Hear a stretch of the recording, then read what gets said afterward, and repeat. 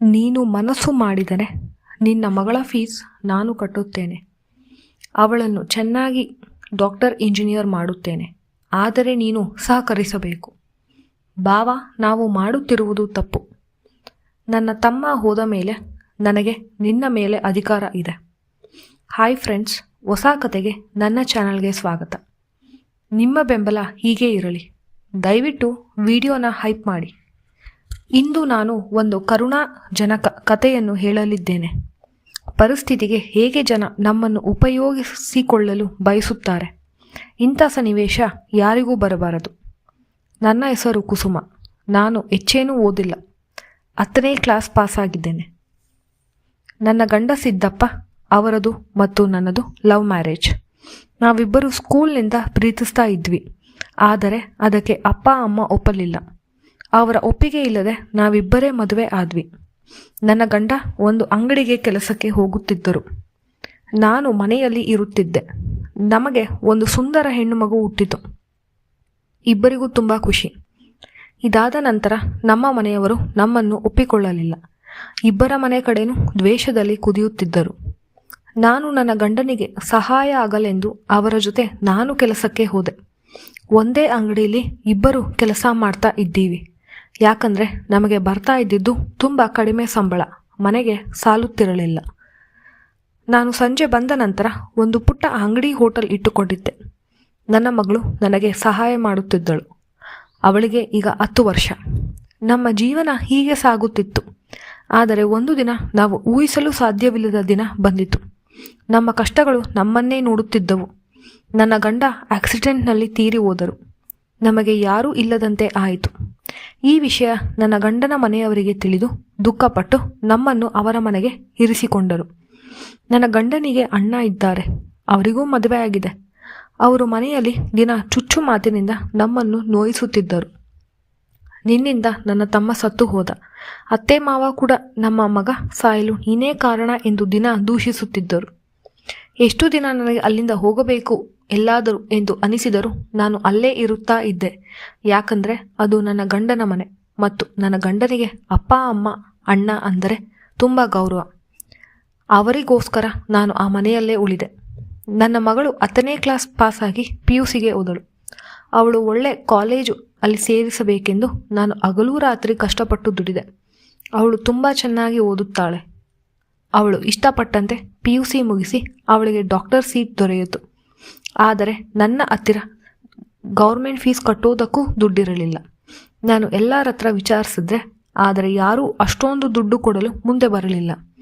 ಏನು ಮಾಡುವುದು ಎಂದು ತೋಚದೆ ನಾನು ನಮ್ಮ ಅತ್ತೆ ಮಾವನ ಹತ್ತಿರ ಕೇಳಿದೆ.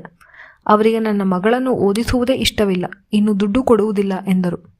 ನನ್ನ ಭಾವ ಹತ್ರ ಕೇಳಿದೆ. ಅವರು ಯೋಚಿಸಿ ಹೇಳುತ್ತೇನೆ ಎಂದು ಸುಮ್ಮನಾದರು. ಒಂದು ದಿನ ಅತ್ತೆ ಮಾವ ಎಲ್ಲರೂ ದೇವಸ್ಥಾನಕ್ಕೆ ಹೋಗಿದ್ದರು.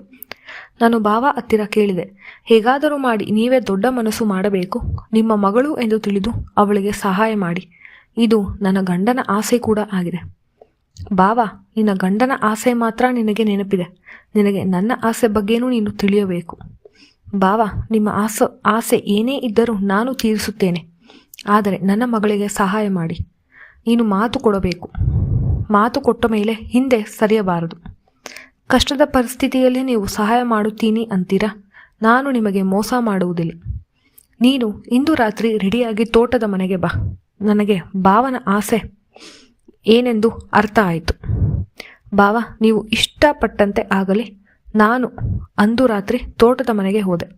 ಭಾವ, ನೀನು ನನ್ನ ತಮ್ಮನನ್ನು ಏನು ಮಾಡಿದ್ದೀಯ, ನಮ್ಮಿಂದ ದೂರ ಮಾಡಿದೆ ಎಂದು ನಾನು ನೋಡುತ್ತೇನೆ ಇವತ್ತು. ಅವನು ಇದಕ್ಕಾಗಿ ಅಲ್ವಾ ನಮ್ಮನ್ನು ಬಿಟ್ಟು ಹೋಗಿದ್ದು. ಇವತ್ತು ನೋಡು, ಬೇರೆ ದಾರಿ ಇಲ್ಲದೆ ನೀನೇ ನನ್ನ ಹತ್ತಿರ ಬಂದಿದ್ದೀಯ. ಇಂದು ಅವನಿಲ್ಲ, ಅವನಿಗೆ ಸೇರಿದವಳು ನೀನು. ಆದರೆ ಇವತ್ತು ನನಗೆ ಸೇರಿದ್ದೀಯ.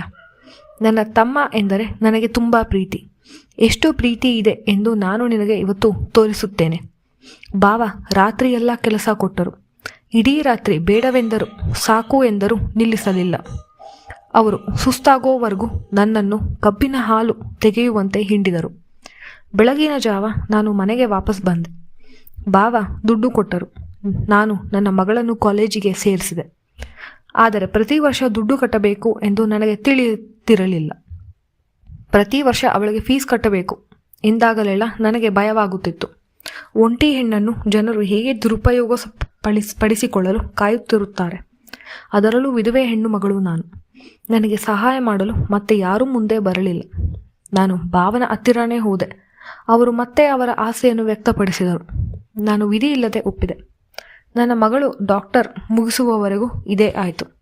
ಅವಳು ಓದಿದ ಮೇಲೆ ಅವಳಿಗೆ ಒಂದು ಕಡೆ ಕೆಲಸ ಸಿಕ್ಕಿತು. ನಾವು ಅದೇ ಊರಿಗೆ ಹೋದೆವು. ಇಲ್ಲಿನ ಬಂದ ಎಲ್ಲವನ್ನೂ ಕಳಿಸಿದೆವು. ಅವಳಿಗೆ ಒಂದು ಹುಡುಗನನ್ನು ಹುಡುಕಿ ಅವಳಿಗೆ ಮದುವೆ ಮಾಡಿದೆ. ನನ್ನ ಸಂತೋಷಕ್ಕೆ ಪಾರವೇ ಇರಲಿಲ್ಲ. ನನ್ನ ಜೀವನ ಇಂದು ಸಾರ್ಥಕವಾಯಿತು ಎಂದು ಖುಷಿಪಟ್ಟೆ. ಆ ಖುಷಿಯಲ್ಲೇ ನಾನು ನನ್ನ ಜೀವನ ಇಂದು ದೇವರಿಗೆ ಮುಡಿಪಾಗಿ ಇಡಬೇಕೆಂದು ಕಾಶಿ ಯಾತ್ರೆಗೆ ಹೋದೆ. ನನ್ನ ಪಾಪ ಎಲ್ಲವನ್ನು ತೊಳೆಯುವುದಕ್ಕೆ. ನಾನು ಅಲ್ಲೇ ಕಣ್ಣು ಮುಚ್ಚಿದೆ. ಹೌದು ಸ್ನೇಹಿತರೆ, ನಮ್ಮ ಅವಶ್ಯಕತೆಗೆ ಜನರು ನಮ್ಮನ್ನು ಕೆಟ್ಟ ದಾರಿಗೆ ಕರೆದುಕೊಂಡು ಹೋಗಲು ಪ್ರಯತ್ನಿಸುತ್ತಾರೆ. ನಾನು ನನ್ನ ಗಂಡನಿಗೆ ಎಷ್ಟು ಸಾತಿ ಕ್ಷಮಿಸಿ ಎಂದು ಕೇಳಿದರೂ ಅದು ಕ್ಷಮಿಸುವ ಕೆಲಸವಲ್ಲ ಎಂದು ನನಗೆ ತಿಳಿದಿದೆ. ಆದರೆ ನನಗೆ ಬೇರೆ ದಾರಿ ಇರಲಿಲ್ಲ ಎಂದು ಅವರು ಅರ್ಥ ಮಾಡಿಕೊಳ್ಳುತ್ತಾರೆ ಎಂಬ ನಂಬಿಕೆ ಇದೆ. ಈ ಕತೆ ನಿಮಗೆ ದಯವಿಟ್ಟು ಇಷ್ಟವಾದರೆ ವಿಡಿಯೋಗೆ ಲೈಕ್ ಕೊಡಿ, ಚಾನಲ್ಗೆ ಸಬ್ಸ್ಕ್ರೈಬ್ ಮಾಡಿ. ಧನ್ಯವಾದಗಳು.